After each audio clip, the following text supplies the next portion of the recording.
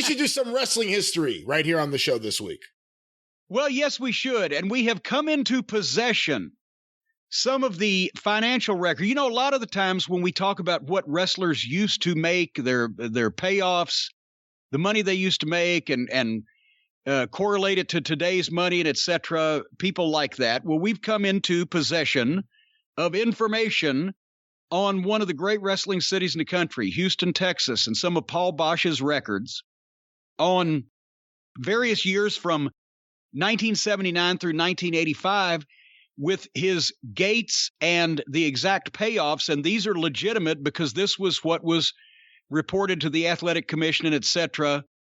And I can testify that it's legitimate because of the 1984 events that I was a participant in. But I thought we'd go over some of the records just to show the difference, not only in the way wrestlers are paid now versus then, but also the differences in the way wrestlers were paid then, depending on who was running things. Because as most people know, Paul Bosch, along with Sam Muchnick, was one of the most respected payoff men in wrestling. They ran their own cities. They were major cities, and they did the payoffs themselves, even though they used talent from other territories. They ran their own towns, and they were noted as being great payoff guys. Another great payoff guy was Don Owens in Portland, but it wasn't for the amount of the payoffs, because Portland was always a smaller territory, but it was for the percentage that Don Owens would pay, which was bigger than most promoters. But that's the way it was supposed to work, was on a percentage. And it's fascinating because these records cover the time that Paul Bosch was doing the payoffs, but then when he made the deal with Bill Watts to become part of the Mid-South Circuit, even though he kept certain amounts of autonomy, he had his own hour-and-a-half television program in Houston. It would be an hour of the Mid-South show, but then 30 minutes stuff that was shot in Houston specifically for that market. And, you know, still kept some independence. Watts took over the payoffs. So even though the gates went up and even the amount of the payoffs went up, as we shall see, the guys that were drawing the money were the ones that probably got penalized because Bosch used the old formulas of paying the main event and anything he considered a feature match, and everybody else was just on the card.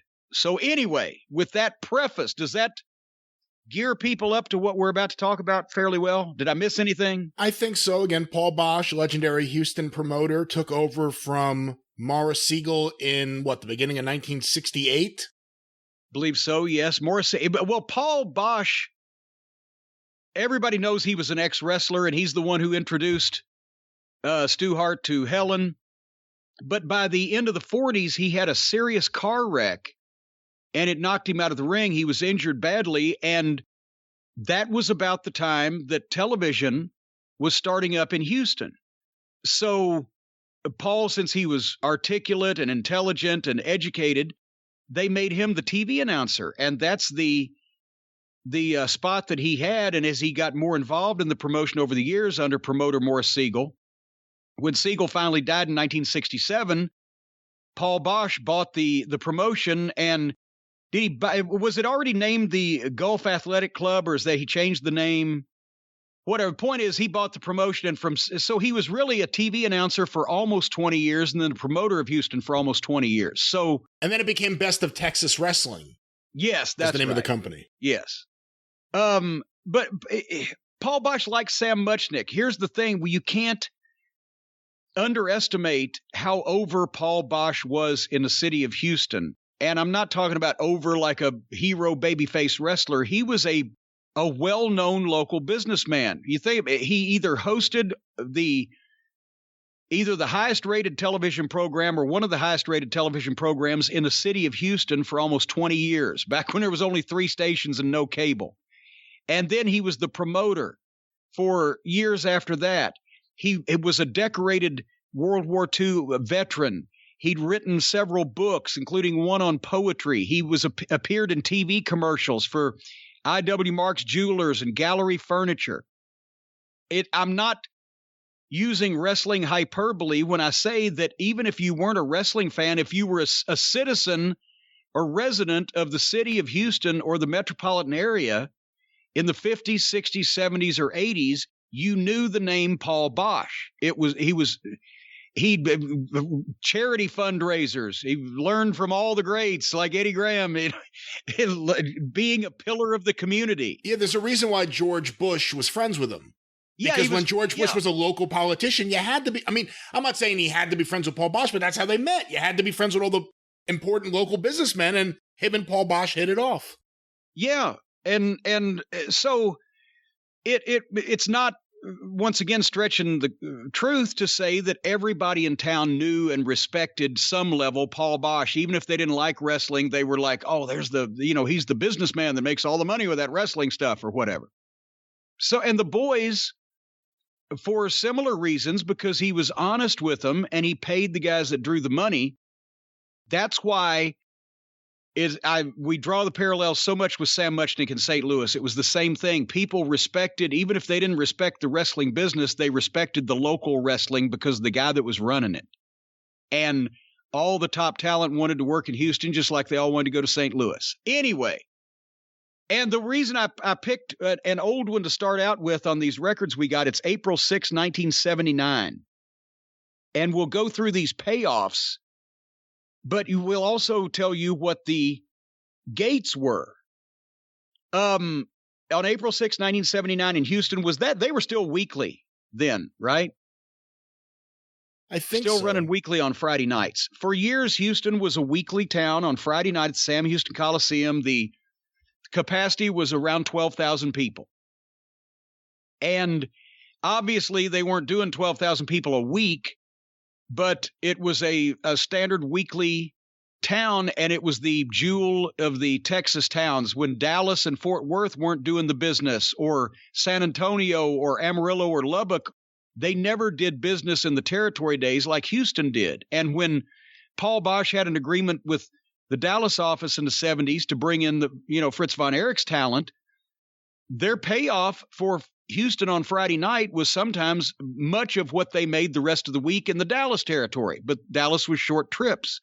In San Antonio, same thing. Those guys, their big payoff of the week was going to Houston on Fridays. And then over a period of in the early 80s, when they switched to San Antonio talent, and then Paul fell out with San Antonio, business was down, and that's when they went to bi-weekly, every other week.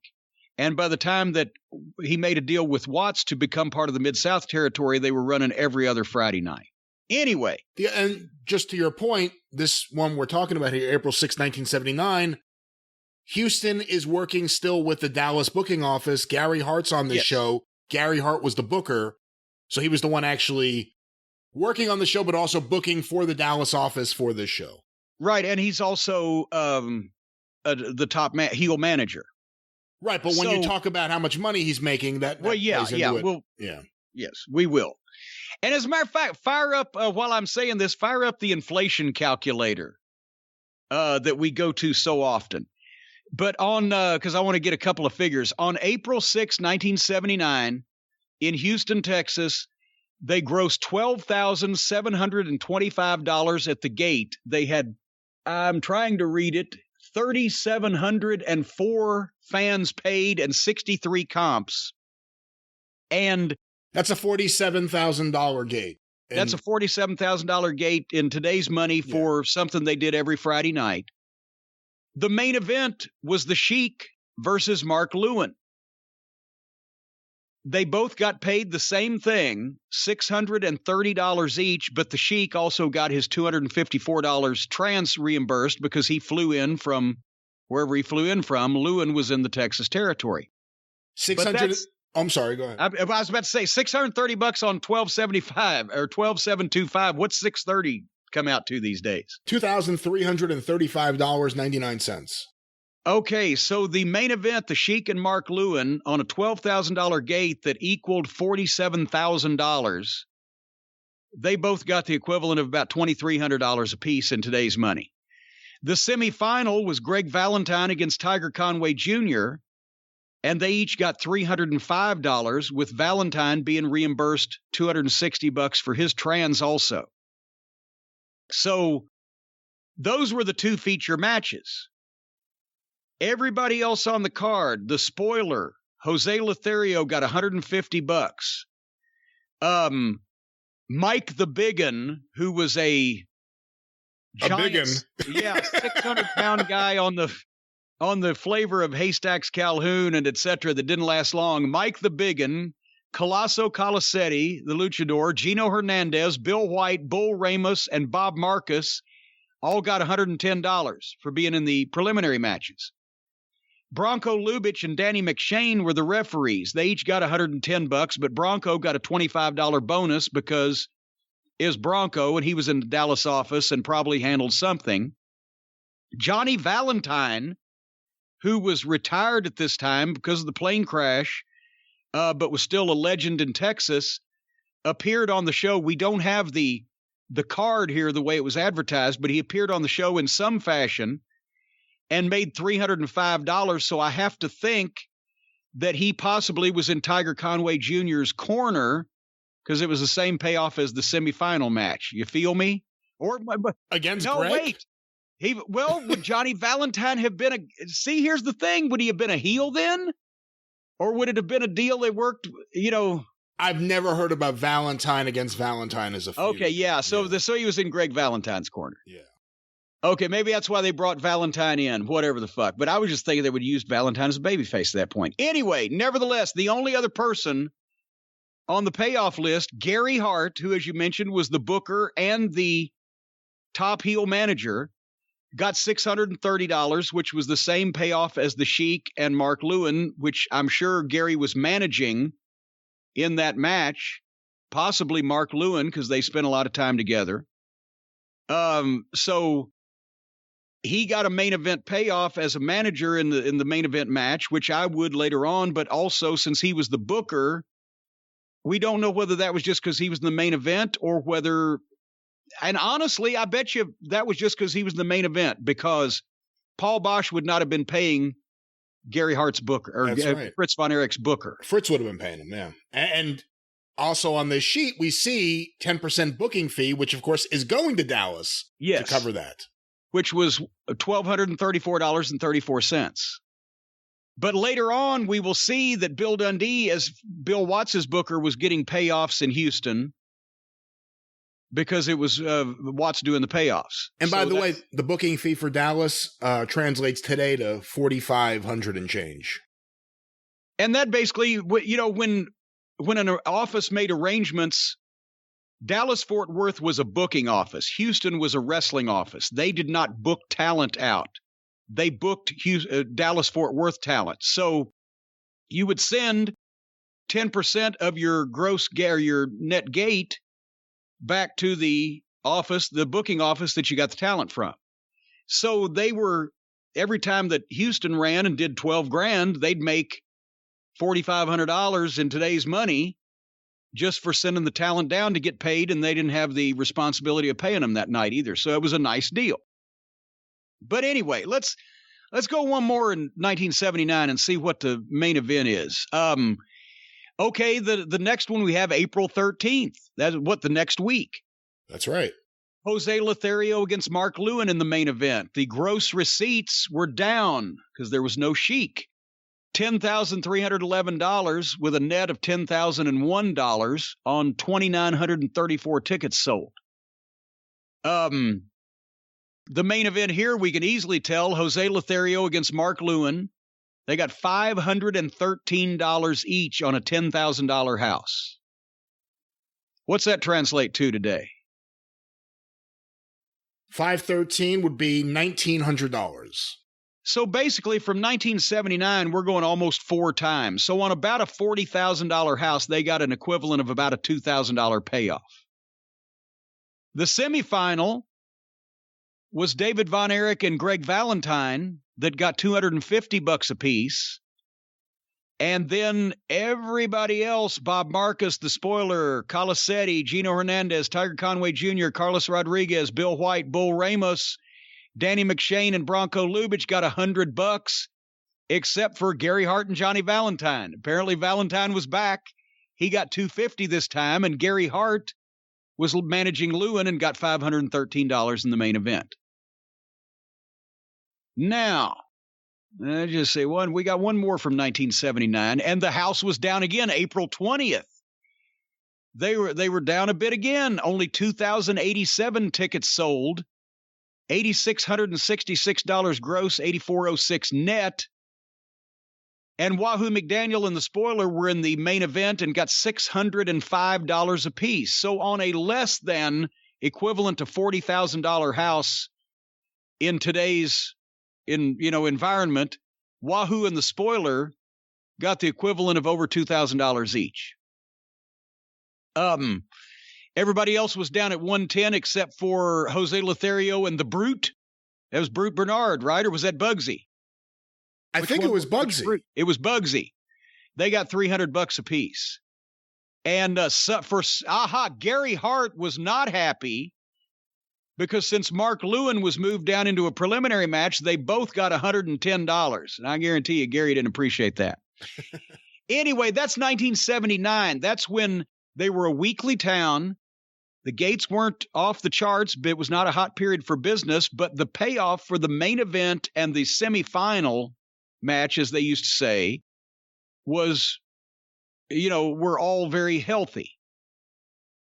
So where you want to go next, Brian? You want to go to 1982 for a second? See what was going on? That was the Southwest Championship Wrestling talent era, was it not? It was Southwest into Mid-South, and there is a little bit of a period where Paul's using both talent before he completely stops using Southwest, and they had a lot of issues as a company going forward, especially a lot with bills they owed. Paul would start working with Bill Watts. Let's look at one from 82, but I really think what's interesting would be looking at the payoffs in 83, right before Watts panicked. I mean, really, when you think about it, Watts said, oh shit, this isn't working. What can I do? And he got Rock and Roll to Midnight and everyone else. Okay, well, hold on a second here, and let's just look at one of these for examples. Because things had changed by 1982 in that this is Southwest Championship. This is July 30th, 1982. They only had 2,500 people paid and 61 comps, but they had raised prices by then. They did a gross of $18,277. But in this case, Paul has changed his payoff strategy somewhat because the payoffs up and down the card are healthier, and I will illustrate. Nick Bockwinkel and Dick Slater was the main event. They both got $700 each. I'm sure it was an AWA title match.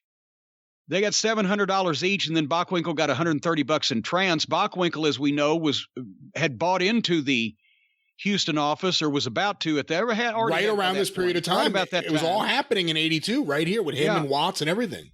And Nick wanted to own a piece of he loved the town so much and loved the way that the business was run so much and that the people enjoyed the matches so much that he wanted to retire there and own, part of the town and potentially take over from Paul. And it didn't work out. But anyway, but as we mentioned before, the semifinal match is Ricky Morton and Ken Lucas in a tag team title match against Tully Blanchard and Gino Hernandez. They got $500 each. But then the Mongolian Stomper and Gran Apollo was another figured-in match. They did $450 each. Sherry Martel and Judy Martin, $280 apiece. Frank Monty, Bob Sweetan, Ron Cheatham, Tiger Conway Jr., $250. Only the referees were at $100. And Don Carson made $550 because he got plus $100 for some reason. I think he was managing the Mongolian Stomper at the time. So that would have been in the Stomper Apollo match. But that is up and down the card more money than he was paying the preliminary guys in years previous. And Peter Burkholz got $250. What's interesting, too, is the 10% booking fee here. So it's not going to Fritz in Dallas. It's going to San Antonio, and that was $1,772.86. So, again, for the guys in San Antonio, I got to be honest with you, with the rest of the San Antonio territory, Morton and Lucas, Gino and Tully probably made most of their weekly check on one night in Houston. And it's almost $5,000 in today's money going back to Joe Blanchard. Yeah, so that was a good deal. The problem was Paul Bosch sold 2,500 tickets this night, and that's not a good deal. So if you go ahead to, let's see, to the end of the year. But, you know, what I was going to say, though, go ahead. One of the interesting things, kind of what I said before about him working with Southwest, but starting to work with Watts, even earlier, got to remember, one of the things that makes the whole Watts deal possible is that JYD breaks out in Houston, separate from Mid-South, as a star. He gets over massively in Houston, main events against Bockwinkel, and then he did the deal with Watts. So that helped the matter. I just got to bring this one up. August 6, 1982. This was still with the Southwest talent. The main event apparently was the Mongolian Stomper and in some fashion, the Mongolian Stomper and Bob Sweetan and Gino and Tully, in some they all got $250 a piece, except Tully got bonused $100. But Mil Mascaras is in there. He got $700, $200 plus $250 plus 200 trans plus a $250 bonus. So even then, they knew they had to give him at least whatever, or he was going to get pissed and not come back. But the gate, the house was $1,791 paid for $9,436. So then you go to the next month, October, they did $2,029 paid and a little over $10,000. Still with Southwest talent. And then October the 8th, you see Junkyard Dog on the card. And now all of a sudden, $2,677 paid, $14,000 house. JYD and let's see, I'm trying to read the small print. JYD made $350 plus $185 trans. Tony Atlas the same. Gino and Tully the same. So they probably a tag match. But that's at the point in time, as you said, JYD comes in and starts getting over. It's still the Southwest talent, although they had Terry Gordy on this show. No, by this point, he was already over. By this point, October 82, he was already established in Houston. So you look up and down this card, and it's all Southwest guys, and then it's him. And by the way, Tony Atlas jumps to Mid-South right after this. Yeah. Tully finishes up, several months after this, shows up in Mid-South again. But this is kind of the end of the Southwest Paul Bosch relationship, but it does kind of go on. It trickles on for a little longer after people think it's over. But this one is an interesting one. And this pisses me off. Because apparently Paul still had some fucking say in the payoffs on December 26, 1982. They did $5,671 paid, 50 comps, and did a $50,000 house. So they've raised the prices, plus they're drawing more people. The booking fee that went still, now here I'm trying to figure out, there's a mixture in here because Paul started taking control of his town back and, like you said, bringing in Dog from Mid-South. He started bringing in outside talent instead of just the San Antonio guys. This is a little mixture of everybody, but there's a lot of Mid-South going on here by now. And it's mostly Mid-South. I mean, it's mostly Mid-South. Predominantly Mid-South. On a $50,000 house, Nick Bockwinkel, Tony Atlas, Stagger Lee, Hacksaw Duggan, and Kamala, Chavo Guerrero, and Gino Hernandez all got $1,000. And that would be what now from 1982 on our inflation calculator? I'll get that in a second, just so you know. The gate, though, the $50,000 gate today would be $139,000. Yeah. So all of a sudden, they've got the Mid-South talent coming in, the people that I just mentioned, plus on this card was Ted DiBiase, Tiger Conway Jr., Matt Bourne, Dusty Rhodes, who got $250 plus a $250 bonus. Because when you have a name come in, regardless of what their position on the card is, you give them the bonus or you're going to hear about it. And he was booked a lot on those shows, not just because he was a big star as Dusty Rhodes, but because, from what I was told by Peter Burkholz, he wanted to go back to Houston a lot because his mom lived there. Yeah. So he would visit his mom and work for Paul Bosch.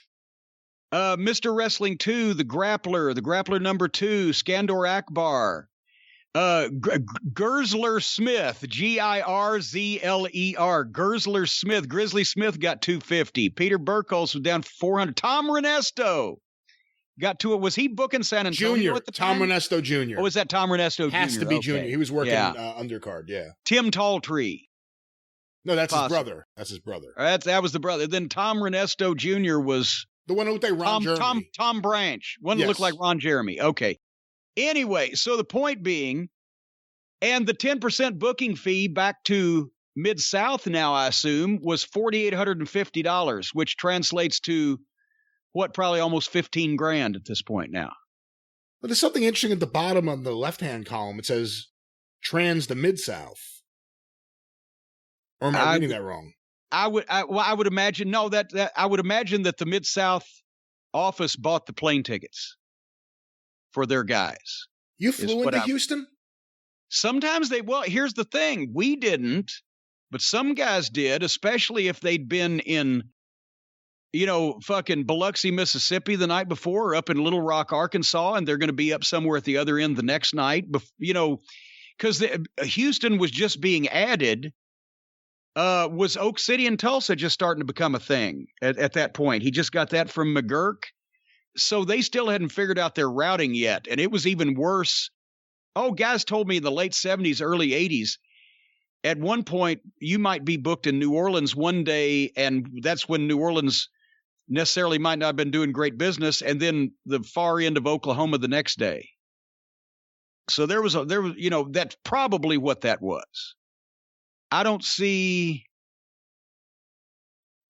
and I don't know. But anyway, so that's by December 1982. Now you want to go to the end of 1983 is what you want to do, right? Because now we really get interesting. Because the same thing happened. Through 1983, the towns were up.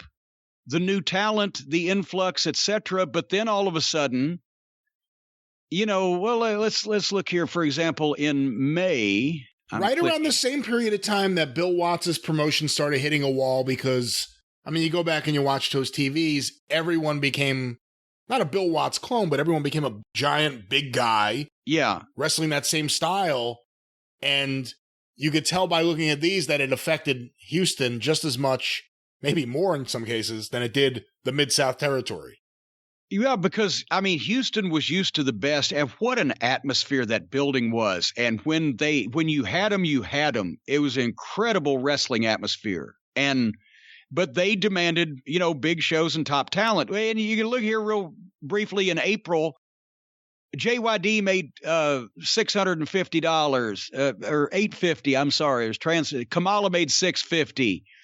Wrestling 2, $550. Tiger Conway, $550. Super Destroyer and Mass Superstar, $550 each. Chavo, Hacksaw, $500. They're still doing business there. But then, as you mentioned, over the next few months, things hit a wall and it got slow. November 4th, 1983, the gate is not on this sheet, but JYD, Butch Reed, Hacksaw Duggan, Jim Neidhart, Magnum TA, Nikolai Volkov all made $200. They were the highest paid guys. Dr. Death Steve Williams, Bobby Duncombe, Crusher Darso, The Missing Link, Jerry and Marty Oates, Doug Vines, Art Cruz, Lanny Poffo, Tom Stanton, Nick Kozak, all made between $100 and $150. Also, Ricky Ferrara, the referee, Tony Torres, Don Serrano. Grizzly Smith made $175. Ernie Ladd was booking then. He made $200. He was the Mid-South booker. $200 for the booker on this show. So I don't have the gate, but it had to be a business. That tells you the story. No, this tells you the story right here about where Watts' business was. Because if this is what it was in Houston, the $200 main event payday, that's atrocious. So this is November 4th. When did Watts come to Memphis to look at talent? Before Thanksgiving, somewhere around the second week of November. Remember, we've tried to, well, as a matter of fact, I remember the date of the time he was in Memphis. Hold on, I'm reaching. Because that's what's interesting is because you're kind of seeing with these numbers here, the business collapse. And it could go one of two ways. It can keep going down, or you could somehow find a way to repair it. And not only did they do that, but they did record business the next year, coming off these atrocious numbers. Okay, that was November 6th, we just said? November 4th. November 4th? Okay, the date that he came to, wait a minute, I'm trying to turn the page, to Memphis was, goddammit, where is it? Ah, yes, was November 14th.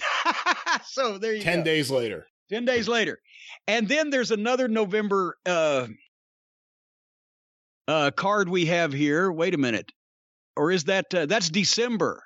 We have November 20th as well. No, we have November 20th. Okay, because this has something very interesting that I just saw.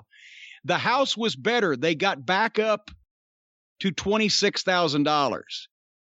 And JYD and Nikolai Volkov made $500 apiece, and some of the other guys made between $250 and $300. Dr. Death, Butch Reed, Jim Neidhart.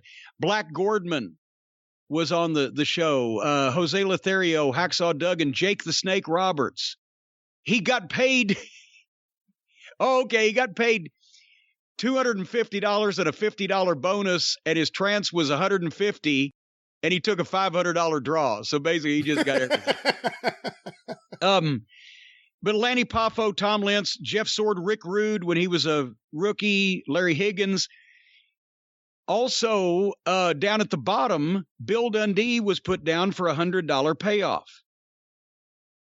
That means that after Watts came to Memphis, saw the talent. Well, let me just jump in and clarify. This is December 16th, the one you're doing right now. Oh, wait, I am? Did I miss one? Yes. Oh, shit. Okay, I missed one. But anyway, he had come in and seen the talent, and then, as we've talked about, he and Jared had talked about Dundee, and then he brought Dundee down before he officially took the book and paid him $100 just to have him see one of the major towns. Or some of the major towns, because I think Dundee spent a week down there.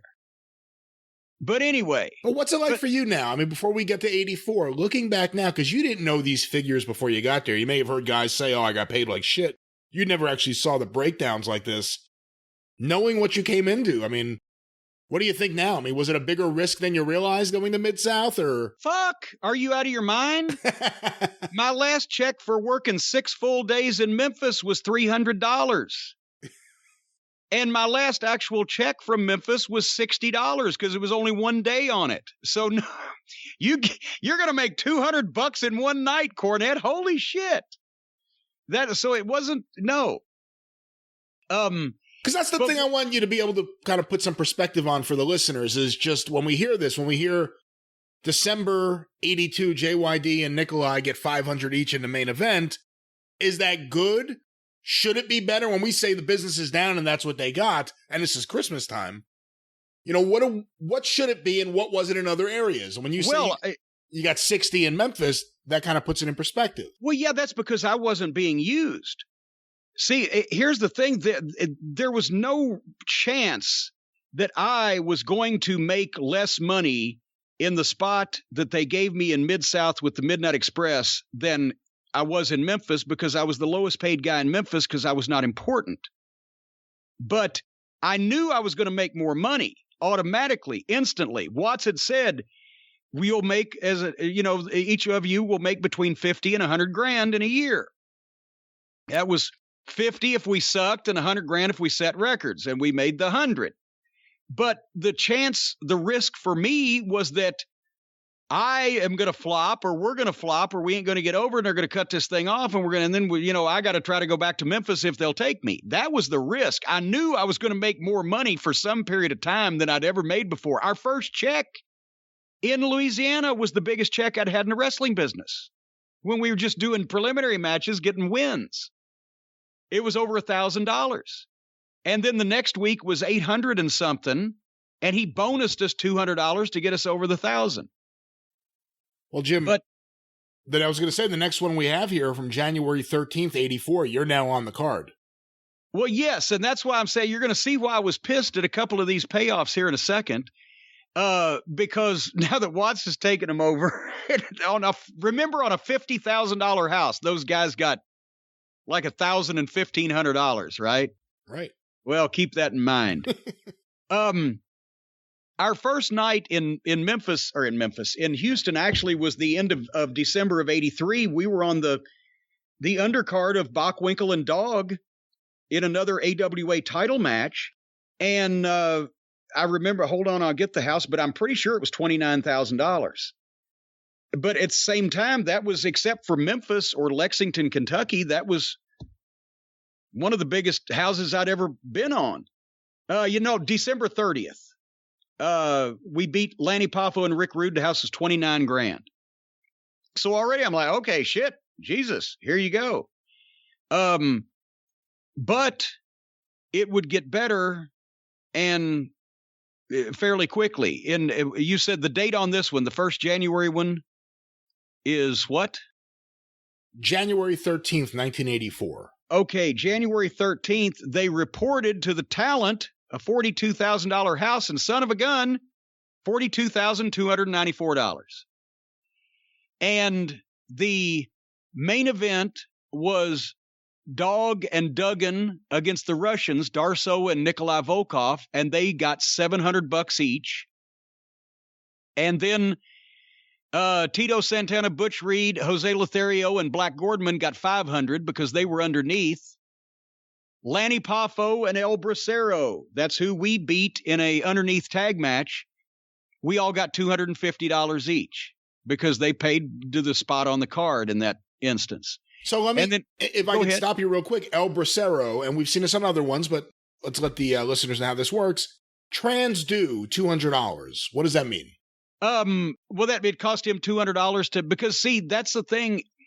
El Bracero was not working the Mid-South Territory, but he was a name in Houston because he was Hispanic. That's the same reason that Black Gordman was, that same reason Jose Lutherio. Those guys were popular and over for the Hispanic population in Memphis, but they had to bring them in. So Jose and Gordman got $90 France. In Houston, I should say. Jose and Gordman got $90. El Bracero got $200. It just wherever the Tito Santana got $409. He must have flown in from somewhere far away. Northeast. But it, the $90 was probably here, turn in your gas receipts, because Jose lived in San Antonio, whatever. But since they were just being booked on that show and not working the entire territory, they got trans. And everybody else on this was in the $175 to $200 category.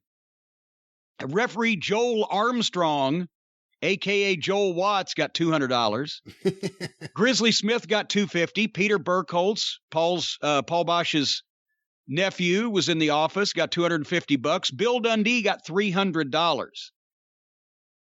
I don't know what deal that Watts made with Dundee to be the booker, but I would assume he paid him a payoff on each one of the towns, because that way, whatever you had committed to, you could take it out in increments out of the towns, and you kind of just spread out instead of handing a guy a check for $2,000 or $3,000 or whatever. You laid it off on all the towns. But I don't know what Dundee made to book Mid-South, but I have a pretty good feeling that we were the highest paid guys over the year in the company because we were there all year and we were on top most of the time.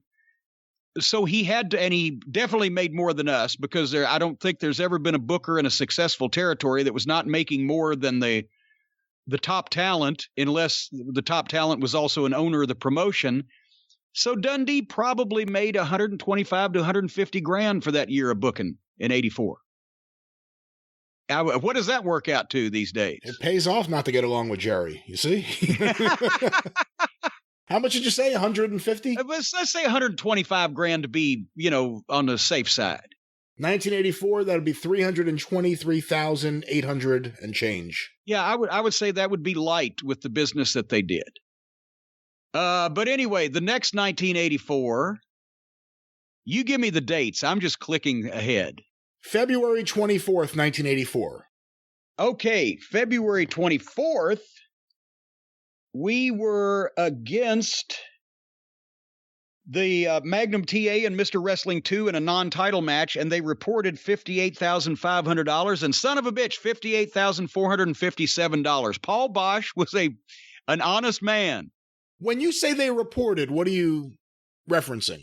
Well, here's the thing. Everybody knew, all the boys knew that they were getting paid supposedly on the house. That was the question that was asked whenever toward the end of the night or at the end of the night, whenever whoever was checking up or running the town came in, everybody would say, hey, Paul or Bill or Grizzly, what's the house? Now, when you ask that question, the promoters, the wrestlers, everybody says, oh, there's 500 people out there. Or, there's 600 people, there's 1,000 people, or whatever. We didn't give two goddamn fucks how many people were out there. What was the house? What was the gate? $58,000. Okay. Now we know last week or last time if we got X dollars on a $45,000 house, we're in the same position, but it's up, our pay will be up. You reported that whether there was one person or 10,000 people, you reported the gate figure to the boys, and that's, and now nobody even asks anymore because they all get the same thing regardless. But there was never a wrestling show that I was at that somebody in the locker room didn't ask the promoter or whoever was checking up what the fucking house was, unless they never came in to be asked that. That was the most asked question in wrestling. And that's why I've got all this information. And what are they going to say? Well, we don't want to tell you. Oh, you don't want to tell me? What the fuck are you trying to pull? Right?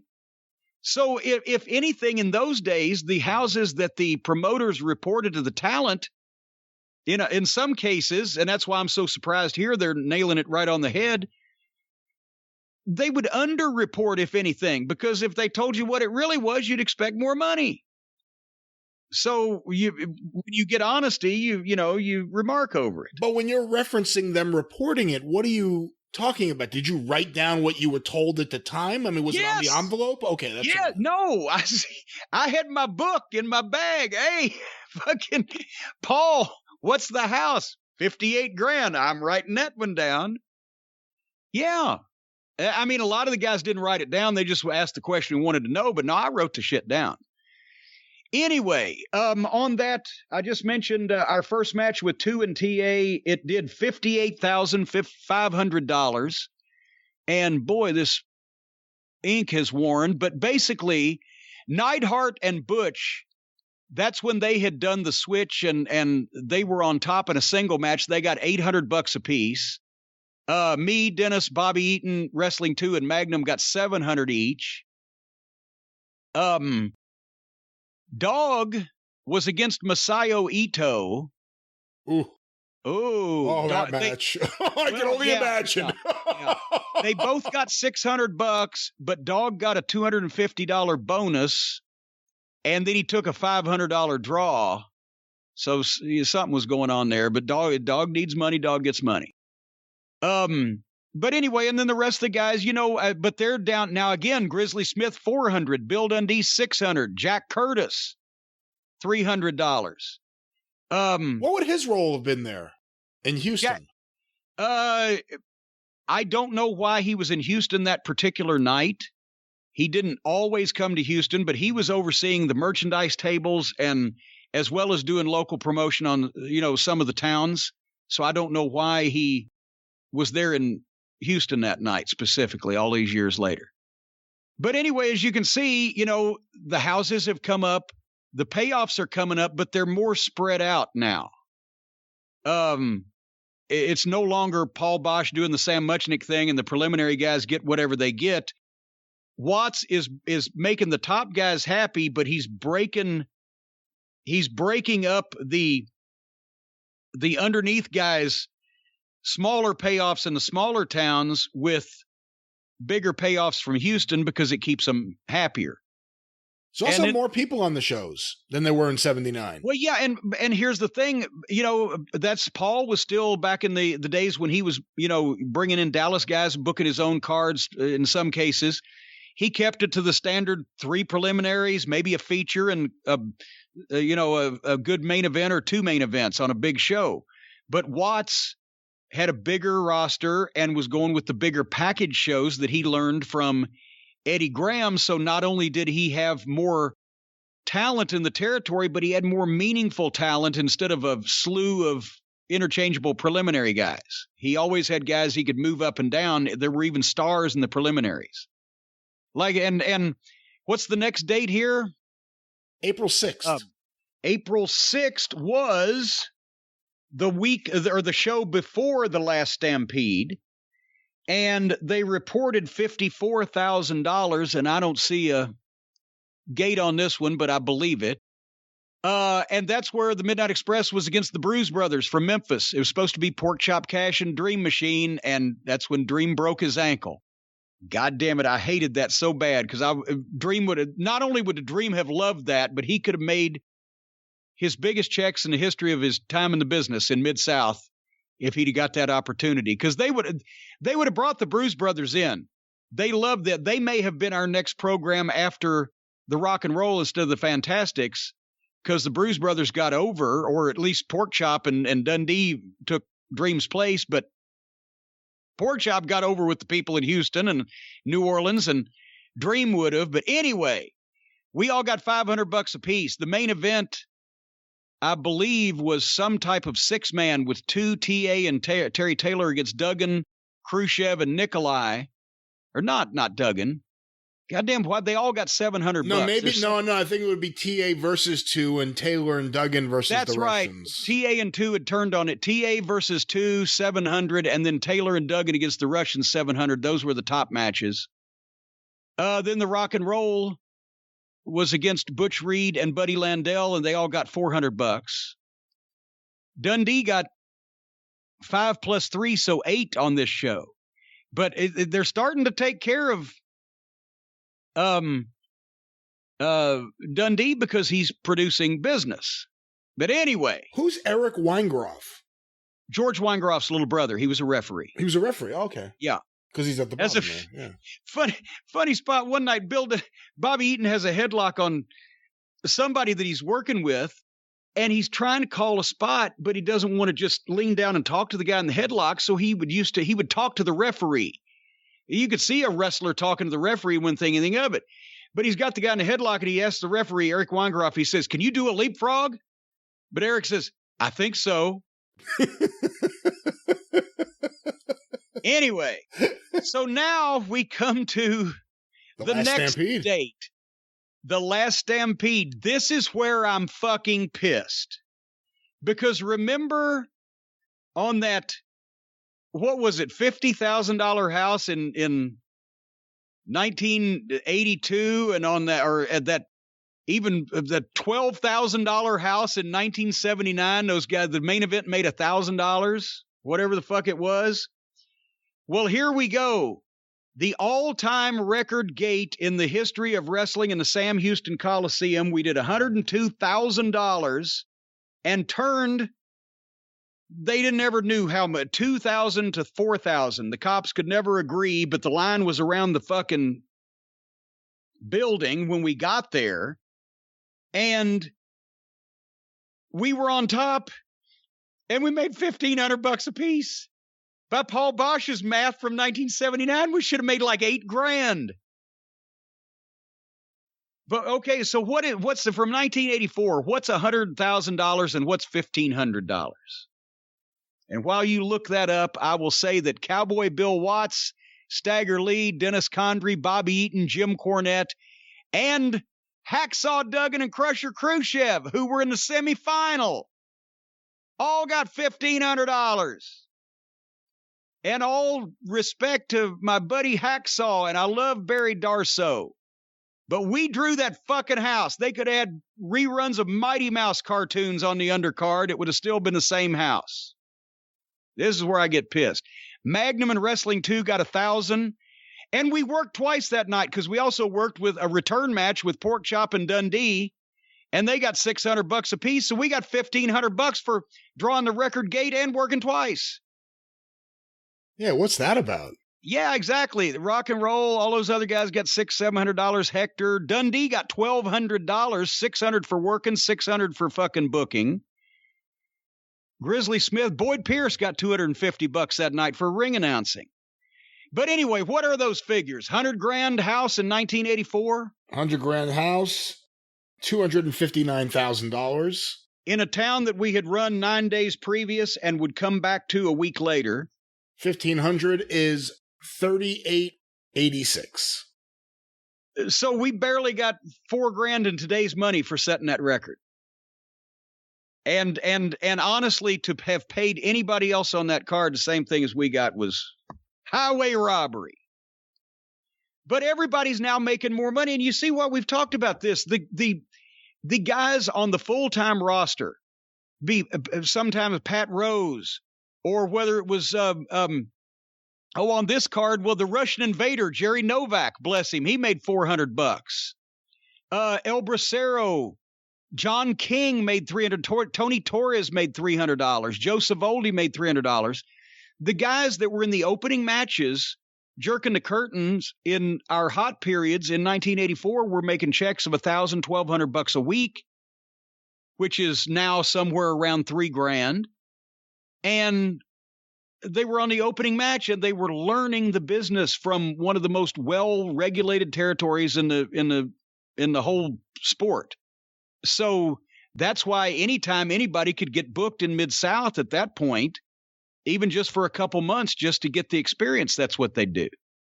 Hey, can I ask you about one that I'm interested in? Yes. September 9th, 1984. Hold on here. I've got to go back to where it all began. Okay, September 9th. Well, wait a minute. Hold on here. Was there one other one I wanted to look at? We skipped through May, June. Was there another big... You and the rock and roll. June 8th. It was June 8th, the loser leave. We'll come back to it. Anyway, September 9th, 1984. I know what you're going for here. And if my mouse would work, it would actually come up. And once again, looking at these, it's amazing just how many people were being paid from the show compared to, I don't know, what was it, 12, 14 people in 1979? Yeah. It's a lot of people here. Yeah, well, and, the money went up, the gates went up, but also the pay and the expenses went up. And I'm sure that was a cause of consternation sometimes between Watts and Paul. But that's, Watts was running a territory where he had so many major markets that they couldn't even run weekly towns anymore. They had to run them every 2 weeks or once a month. So he had to keep guys in the territory, and you couldn't run a spot show on the same night as Houston. They demanded the top talent. But anyway, September 9th was when they decided to shave my head for the second time that week. I lost my hair in New Orleans, but it didn't really draw that well because New Orleans was down. It was after a dome show. It was Labor Day weekend. There was an all-night gas station open. So we did the goddamn hair match and only drew $25,000 in New Orleans. About 4,000 people. So fuck. So Dundee, I saw on the booking sheet, he booked my hair to be at stake in another match between Hercules Hernandez, who I was managing also, and Hacksaw Jim Duggan in Houston. And I said, how the fuck? Dundee had called Memphis, and he got Jim Jameson, one of the, job guys that were local there in Memphis that would do TV on Saturday mornings. It was the biggest spot Jim ever got in the wrestling business. He got a plane ticket for Jim Jameson to fly down from Memphis, $394, as I see now, and be my cousin Percy Cornette and get his head shaved. And the people bought it, and they loved it. And Jim got $200. He told me he was getting $500, but he got $250 for that to fly down to Houston and shave his head. But we did. Hold on. Go ahead. What? $394 for trans. How much would it have cost to fly from Memphis to Houston? $394 and back. In 84? Memphis and Houston back in those days wasn't a highly traveled fucking, maybe that included his hotel. I don't know. They weren't going to make him go in his pocket to come down and shave his head. But yeah, plane tickets. I think our first plane tickets to go from Tennessee to Shreveport, Louisiana were somewhere around $300 a piece, even back then. Yeah. Oh, okay. I mean, air travel did not really increase. The first class fees did. But air travel expense has diminished over the years in a lot of cases. You always figured three or four. Well, when we would try to fly from, before we quit doing that, because there was only commuter planes from Alexandria, Louisiana to Oklahoma City and Tulsa, it was a $300 ticket in 1984 on a commuter plane. Anyway, point is, in this particular situation, I got screwed because I got the same as the Midnight Express did for working with the Fantastics, $500 a piece. I got a $250 bonus for being involved in the Duggan Hernandez match, but Duggan and Hernandez got $1,000 a piece. So I was in the middle there somewhere. And they had another top match with Jose Lutherio and Butch Reed that they got $1,000 a piece also. But Bill Dundee got $800 on that card. Ronnie West, the referee, got $300. Linda Street got $200 to accompany Adrian, who got $250 in a preliminary match. So a lot of those guys, they've got Jack Valiant down. It was Jack Victory. Rick McCord, Jack Victory, Hans Schroeder, Art Cruz. All those guys are making $250 a piece. Sonny King and Buddy Landell made $400 each. And Buddy Landell got a $100 bonus. And I guarantee you it was for having to work with Sonny King. I said, because he hated Sonny King. He was a stand-up guy, Sonny King was, but he was impossible by that point to have a good match with. It was just abysmal. And Buddy couldn't stand it. And Dundee had to separate him. He couldn't book them together anymore because Buddy said, we're going to have a fucking fight. Now, one time at some show, Buddy got so frazzled, Sonny shot him off into the ropes and went to do the flying spear headbutt but at that point in Sonny's career, his feet weren't leaving the ground. He just leaned into it. And Buddy took the fucking shot and sat down on his ass on the mat and then back on his back with his feet bent up and had Sonny cover him 1, 2, 3. And as soon as Sonny got up, Buddy got up, shaking his finger at him, saying, that's the last job I'll do for you. It was goddamn brutal. Anyway, but that was the night of the infamous Percy Cornette head shaving. Now you know where I want to go. I want to go all the way to the end of the year. The scaffold match? The scaffold match. A lot of people don't realize, or a lot of people may not realize, before the Starrcade 86 scaffold matches, of course, the Midnight Express and the Rock and Roll Express did a series of scaffold matches towards the end of your run, or at the end, really. At the end, that was our Mid-South. Yeah, that was our last night in every town in the territory.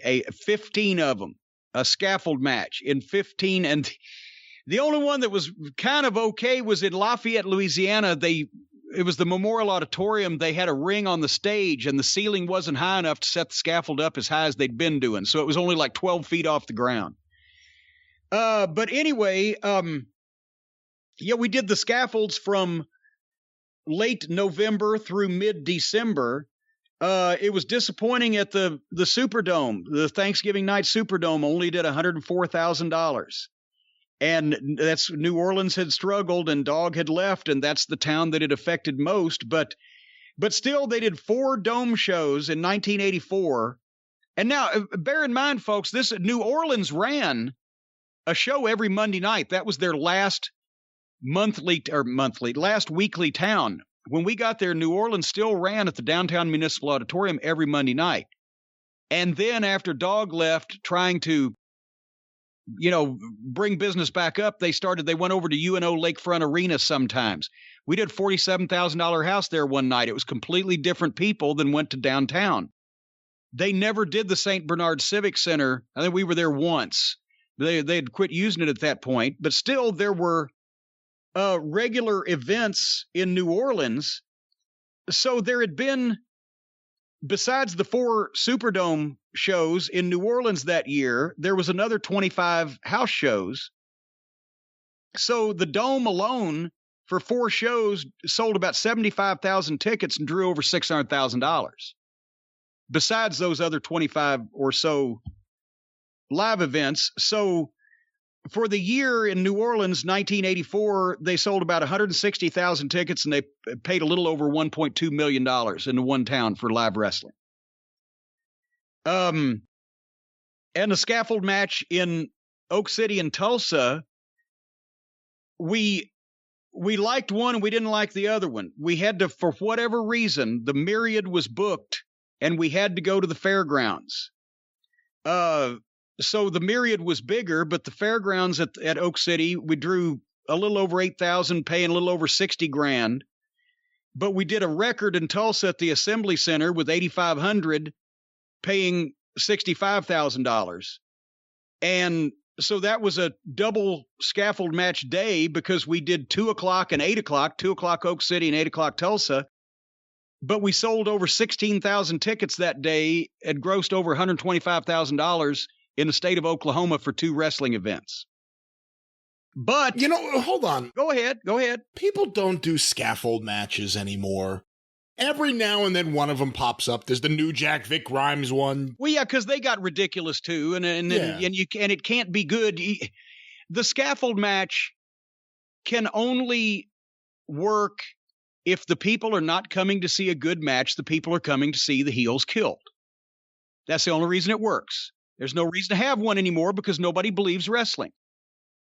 But the idea of doing one, you understand the dangers. It's hard for me to understand how Watts okayed this. The idea of doing so many of these matches where someone could get hurt.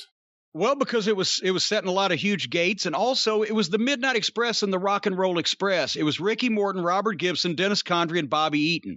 You didn't have to worry about anybody doing anything stupid to themselves or somebody else. Accidents can always happen, but Dundee booked them, and Dundee was the king of scaffold matches in Tennessee because he loved that shit. He'd hang upside down like a little monkey from his legs. He was fearless of heights. He didn't give a fuck. I saw Bobby Eaton and Bill Dundee had a single scaffold match at Rupp Arena in Lexington one night with the 2-foot wide board. Not the 4 feet for the tag, but just the 2-foot wide. And it was 14 feet up. And fucking Bobby went to pile drive Dundee, and Dundee stood up under him and backdropped him on it. So that it wasn't like you had 300-pound guys up there. It wasn't like you had these reckless green guys. They were taking care of themselves, but still it was dangerous. But yes, there was a bunch of them. But anyway, where I was going with that was in Oklahoma. Oak City didn't do as well as we had hoped. I think the Myriad would have done better because it was a bigger building, but Tulsa made up for it. But Oak City and Tulsa that year, Oak City sold 180,000 tickets and grossed $1.2 million. And Tulsa, in 21 events, they grossed $700,000 and sold 100,000 tickets. In a lot of ways, the story of 84 is the story of Mid-South's business focus moving from Louisiana to Oklahoma. Yes. Because once that Watts got all of the territory, the area that he wanted under his control and could program those towns the way he wanted, it was amazing. It was a fucking money-making machine. It was a license to print money. But anyway, where I was going back to Houston, and we'll close this up, but the biggest success we had with the scaffold match was in Houston. Even though the Superdome gate was a little bit larger, obviously, so were the expenses. But in Houston, we legitimately sold out 11,000 plus. It was only about $15,000 less than the Superdome house that we'd done the night before, and it was only about $13,000 less than the Last Stampede, and that's because the fire marshal was there the night of the scaffold, but he wasn't the night of the Last Stampede. So they had to close the door and turn people away. But for the scaffold match, it did a sellout in Houston, $89,800. And again, I'm somewhat miffed. Not at any of these people in general, but Ricky Morton, Robert Gibson, Bobby Eaton, Dennis Condrey, and Jim Cornette. I would have taken less on this one because I didn't have to climb the scaffold. But those guys, they got $1,200 a piece.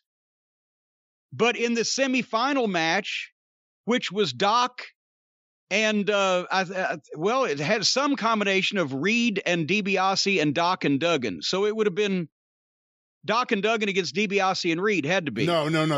What? Butch Reed had just turned babyface. It probably would have been the Hacksaws against DiBiase. That's right. It was Death. Reed and Duggan against DiBiase and Dr. Death, and they were just starting as a team. They each got $1,000, but Reed, Duggan, and DiBiase got bonus $200. They made the same thing the guys did that climbed the scaffold. That pissed me off. Poor Doc didn't get a $200 bonus. Dundee got $1,000. I think he worked that night also, so he got $400 for one and $600 for the other. But even still then, the referees, Carl Fergie, Ronnie West, made $300 apiece. Grizzly and Peter Burkholz and Jack Curtis made $500 apiece. Boyd Pierce got $200 for announcing. The curtain jerkers, the preliminary guy, Jack Victory, Tim Horner, Tony Falk got $250. Miss Linda got $250 for managing Adrian. It got $400. So that was, another good, and the scaffold was $500. I never knew that before. But God damn it, again. You never knew that? You never knew how much the scaffold cost? I never knew how much they paid for the scaffold. But again, the guys that went up on the scaffold and drew the second largest crowd in the history of Houston, second largest gate in the history of Houston wrestling, got the same thing as the guys that were in the underneath semifinals featured tag match. That's not fair. What's Scott Munns doing there? Scott Munns was, at that time, he was going out and getting towns or TV clearances or working in the office some way. This was just paying a bunch of office people. Instead, you didn't, see, still in wrestling, if somebody was working in the office, you didn't give them an hourly wage. You gave them the same thing every week, and then you took it out of the towns somehow. Nobody was on I make $10 an hour in the wrestling business or whatever. It's like, yeah, you're going to get your $500 a week, but we'll take most of it out of Houston because it's not as easy to split up fucking Greenwood, Mississippi. Who knows? Hey, hold on. This is the last one we're going to do, but I just noticed something. Look at these payoffs. You see them all right in front of you. Once again, yeah. $1,200 for the main eventers, $800 for TA and Ladd, and then once again, $1,000 plus $200 bonus for the guys you mentioned before. Go to the next show. Look at the payoffs. Well, that would be I don't know because we were gone then, so I don't know what. December 7th, 84. Ooh. Look at how it dropped off. The main event guys got $300 and then they were bonused either 100, 150 or 10. Yeah. And see, the bonus also, sometimes if you went over and above and beyond the Call of Duty, sometimes if you wrestled twice and you weren't supposed to because you had to fill in for somebody, you'd get a bonus. And sometimes it was just Watts had either made a verbal commitment, you're going to make X amount of dollars a week, or you're not going to do worse than $1,000. Because he told us when we went in, he said, you'll never do worse than $1,000 a week. And that second week, our check worked out to like $880, so he bonused us $200. This looks like a case of I can't pay my top guys what I've promised them this week, so I'm going to have to give them a bonus out of one of the better towns. Because Magnum and Ernie Ladd made $300.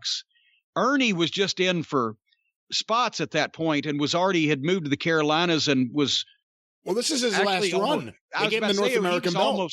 He is almost fucking done in the business.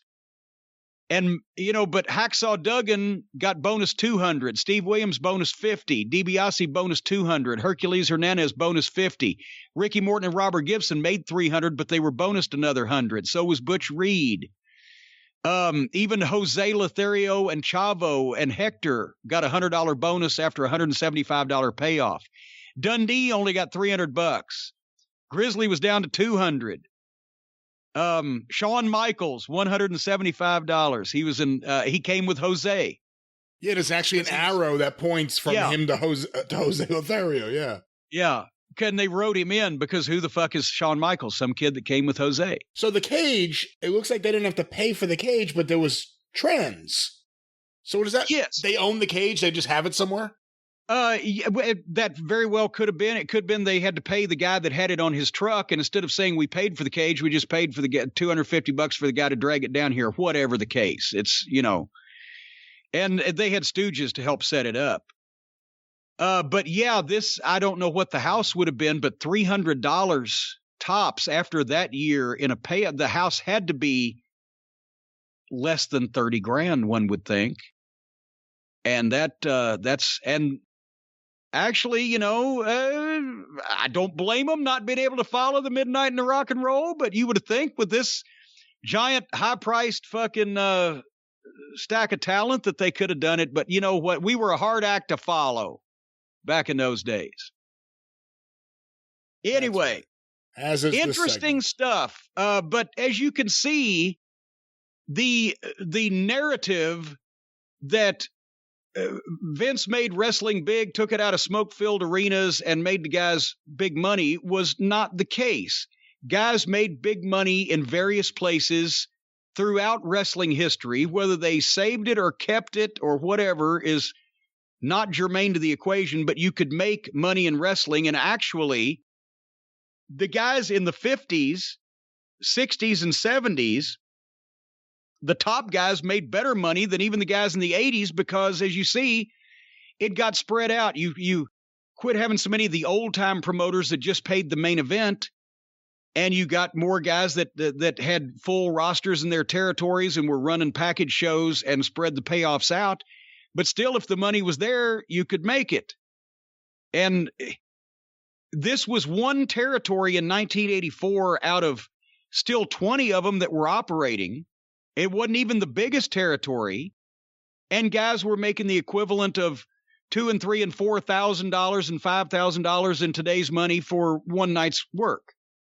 That doesn't happen a lot these days, except with, contract with one of the big companies, one of the few big companies.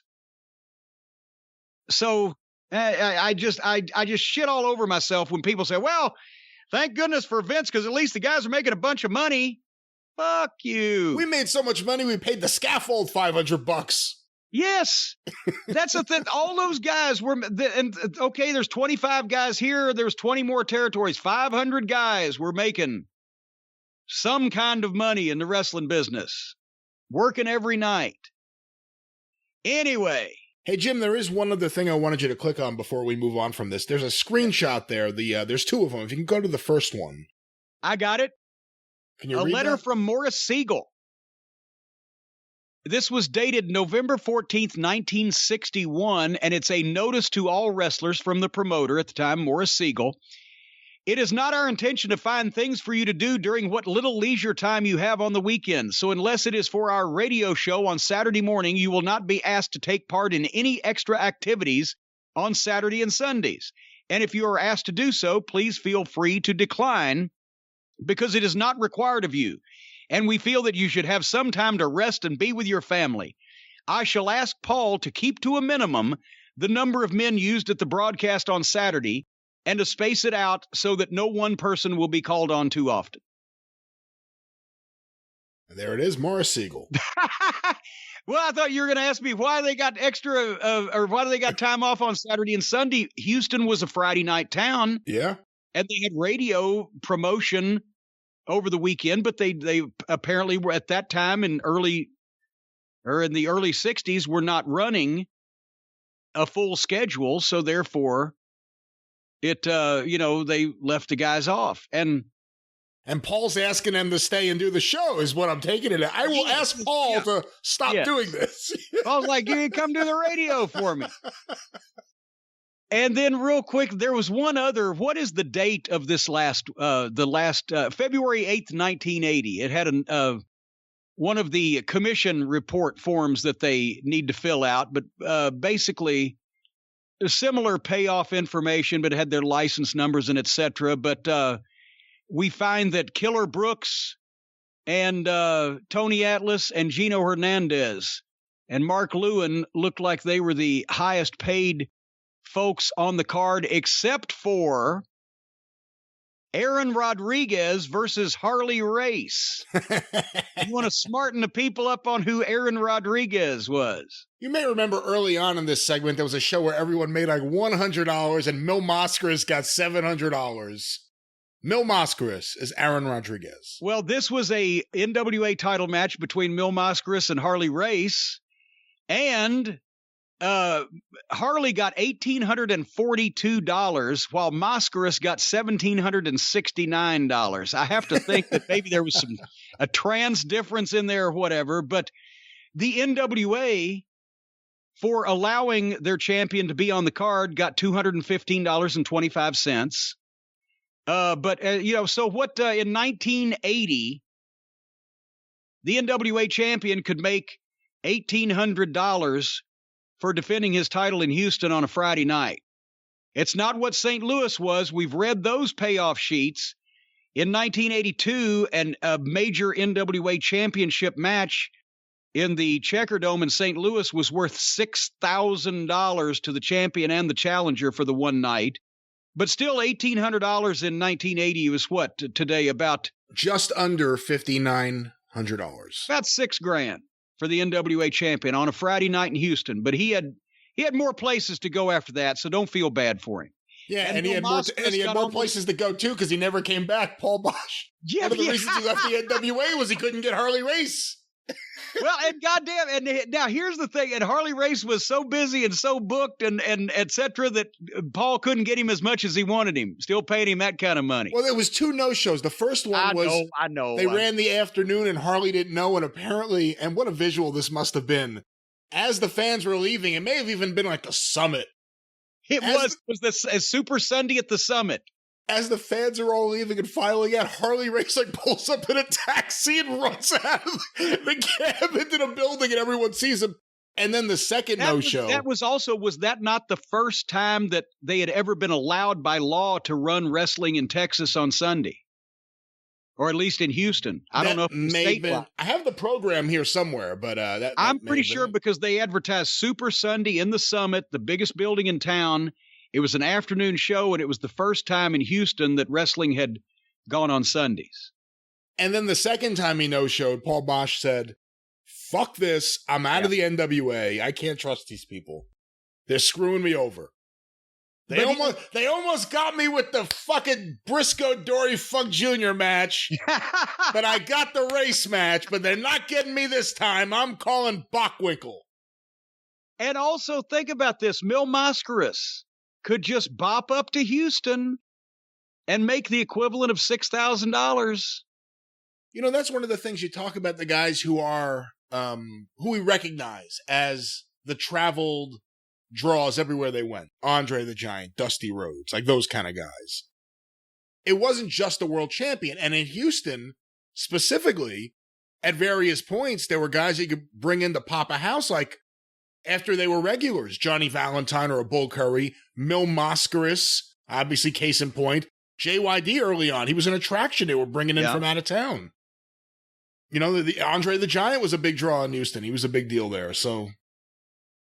I have found February 22nd, 1980, where they brought in Bruno Sammartino and superstar Billy Graham to work the main event.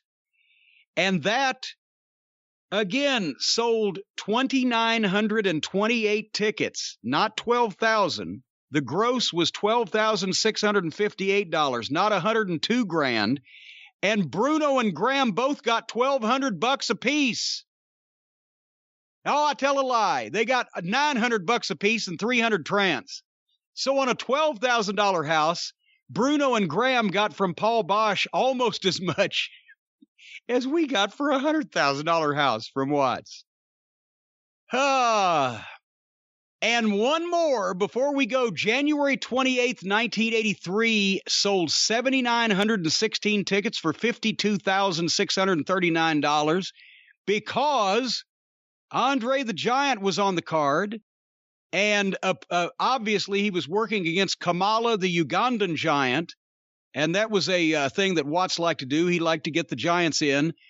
Andre made $1,612. He got a $1,000 payoff, a $500 bonus, and $112 in trans. Kamala got $1,000 so that he could be paid the same as Andre, but got no bonus, and he got $50 trans.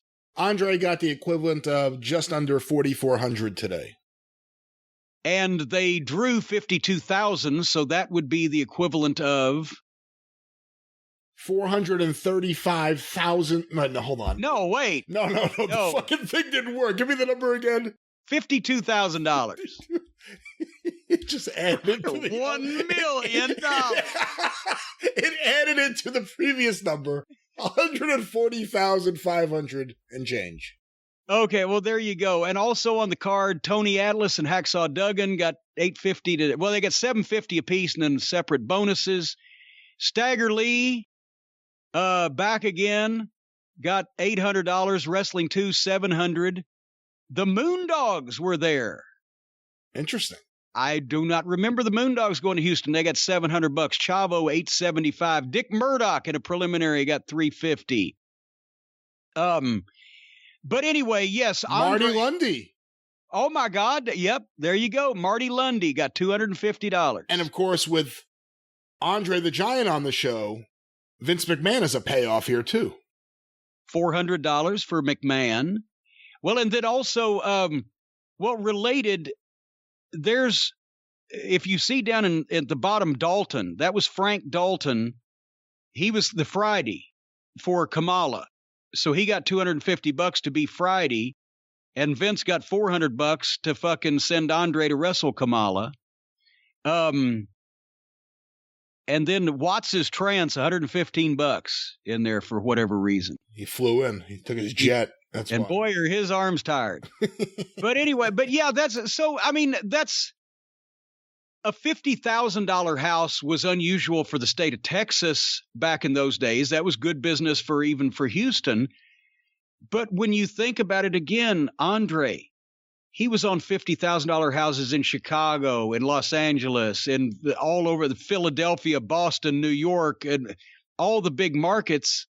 And so there was an equivalent of, what'd you say, about $5,000 that, he made for a house show where he probably worked. That was a 15-minute match with him and Kamala, maybe. I have to go back and check the date. This is January 23rd, 83. I'm thinking it's off the TV of that hot angle where Kamala bloodied Andre and body slammed him. Yeah.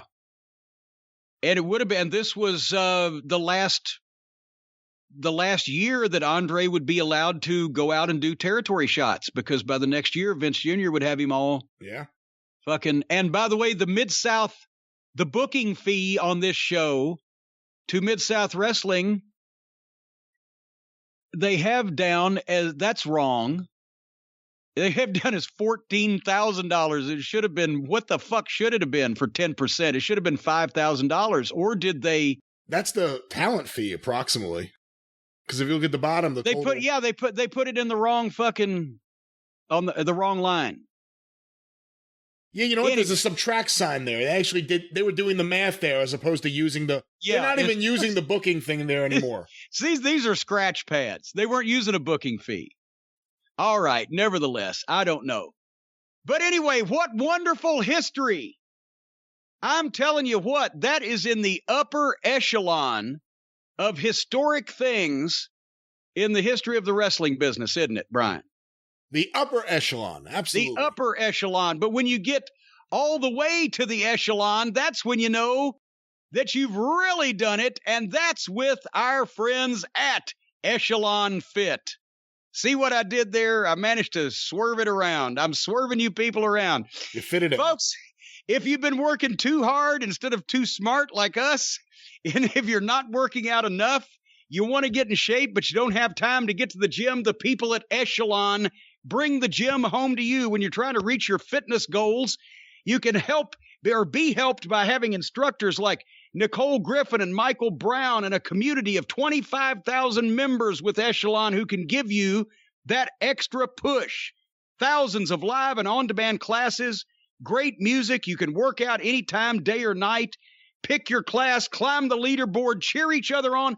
You can interact with other people doing the same thing in different places. Brian, did you know that? Are you aware of this? I am aware of it. That's one of the great features. One of the great features. If you want to associate with people, this is a way to do it and show them that you're better than they are. You can knock these things out with all this encouragement.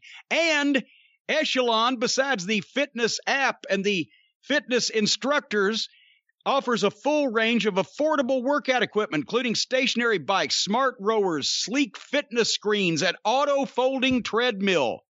I assume that means it folds automatically, hopefully without you in it.